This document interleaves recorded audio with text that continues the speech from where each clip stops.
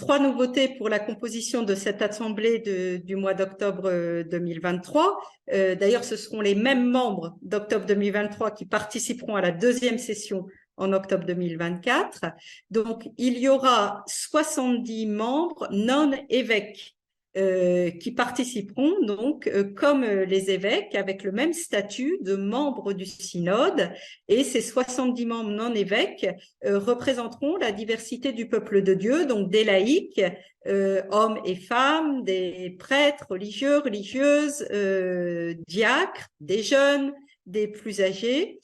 Et deuxième changement, justement pour représenter la vie religieuse, jusqu'à présent dans les synodes, il y avait 10 délégués élus par les congrégations uniquement masculines, donc 10 supérieurs généraux, et cette fois-ci, il y aura 5 supérieurs généraux des congrégations masculines et 5 supérieurs générales des congrégations féminines. Donc on introduit aussi cette représentation importante de la vie religieuse féminine. Et puis, troisième changement, il y aura aussi des évêques qui viennent de diocèses qui n'appartiennent pas à une conférence épiscopale, parce que la grande majorité, en fait, de l'Assemblée, ce sont les évêques élus par leur conférence épiscopale, puis ratifiés et nommés par le pape François. Et le pape François peut aussi nommer d'autres évêques. Et là, donc, il y aura aussi ceux qui sont comme Monaco, par exemple, en France, ou le Luxembourg. C'est juste un diocèse qui n'est pas rattaché à une conférence épiscopale. Ces diocèses auront aussi la possibilité de se mettre entre eux pour élire un représentant.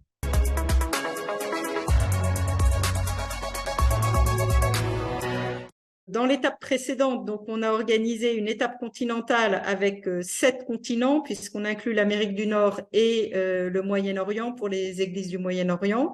Et donc, chaque organisme ecclésial correspondant à un continent, donc par exemple pour l'Europe, c'est ce qu'on appelle le Conseil des conférences épiscopales d'Europe. Pour l'Amérique latine, c'est le CELAM, le Conseil des églises d'Amérique latine. En Afrique, ça s'appelle le Symposium des églises d'Afrique. Donc, ces organismes continentaux sont sollicités pour proposer 20 noms de personnes qui pourraient être membres du synode, avec ces critères de prendre des personnes qui ont déjà participé de manière active aux phases précédentes du synode, et puis parmi ces 20 noms, de proposer la moitié de femmes, d'avoir aussi des jeunes, voilà, une diversité.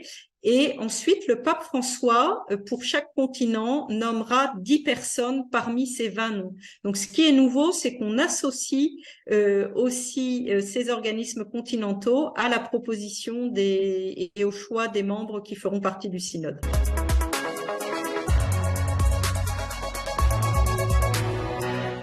Ils participeront vraiment au synode avec ce même statut que les évêques, dans le sens où ils seront membres du synode.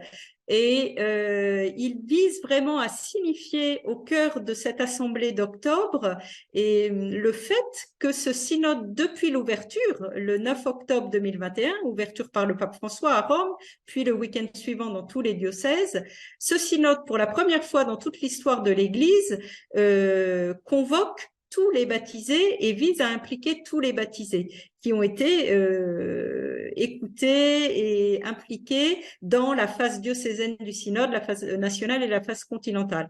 Donc l'Assemblée d'octobre, elle arrive après déjà tout un processus qui a impliqué l'ensemble du peuple de Dieu, et le fait que des membres non évêques soient bien présents au cœur de l'Assemblée d'octobre vise vraiment à faire mémoire de ce parcours et à rappeler aux évêques qu'ils sont là non pas simplement par eux-mêmes, mais pour représenter leur peuple et pour poursuivre le chemin vraiment en intégrant l'écoute et la consultation des fidèles. Donc le fait qu'ils soient là très concrètement pour travailler avec les évêques va aider à avancer dans cette vision synodale où tous sont, de par leur baptême, protagonistes de la mission de l'Église et impliqués dans le processus.